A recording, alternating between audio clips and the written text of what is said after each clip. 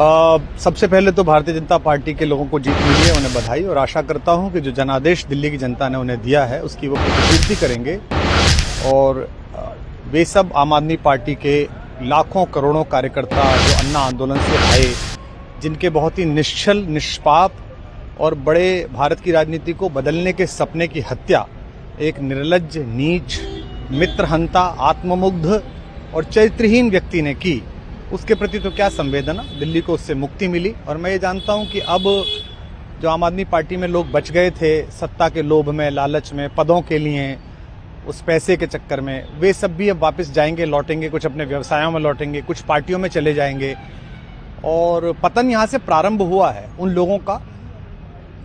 मेरे लिए कोई प्रसन्नता का और दुख का विषय नहीं है, मैं बीच में खड़ा हूँ। प्रसन्नता इस बात की है कि करोड़ों लोगों ने आशा लगाई थी, करोड़ों लोग अपनी नौकरियां छोड़ के आए थे, व्यवसाय छोड़ के आए थे, दुश्मनियां ली थी लोगों ने, उन सब की हत्या एक आत्ममुग्ध आदमी ने, एक चरित्रहीन आदमी ने अपनी निजी महत्वाकांक्षाओं की पूर्ति के लिए की।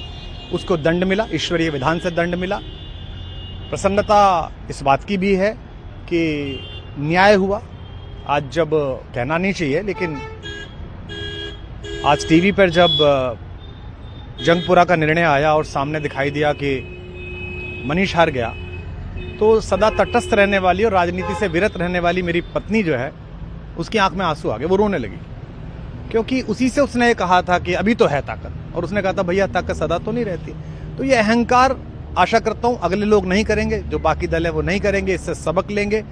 और दिल्ली के नागरिकों को मैं अच्छे शासन के लिए बधाई देता हूं। अब भारतीय जनता पार्टी अपने नेतृत्व में सरकार बनाकर दिल्ली के जो दुख थे पिछले 10 वर्ष के, उन्हें दूर करे।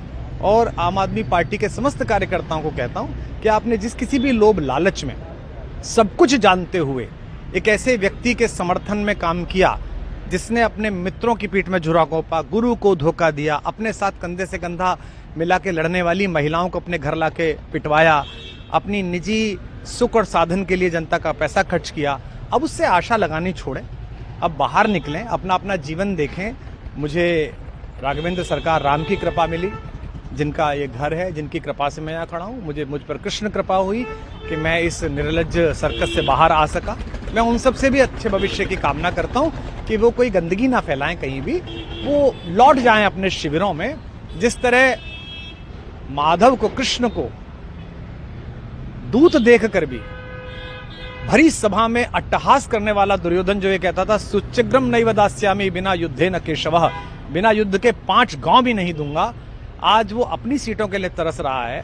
और मुझे पता है कि इस दुर्योधन का अंत भी टूटी हुई जंघा के साथ बड़ा ही दारुण होगा और भारतीय राजनीति एक कलंकित अध्याय के रूप में इस बौने दुर्योधन को और इसके दरबार के तमाम शकुनियों को याद करेगी। मैं उनकी मुक्ति की कामना करता हूं कि ईश्वर उन्हें इस दुख से बाहर निकाले और समस्त लोगों को बधाई देता हूं कि चलिए अंततः न्याय हुआ।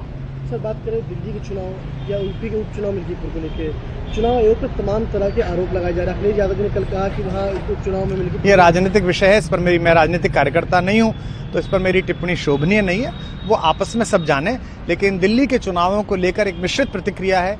दुख है कि अन्ना आंदोलन से एक ऊर्जा जो पैदा हुई थी, जिससे देश में एक सकारात्मक बदलाव हो सकता था, एक वैकल्पिक राजनीति हो सकती थी, उसकी हत्या एक अहंकारी आदमी ने, एक आत्ममुग्ध और असुरक्षित आदमी ने कर दी।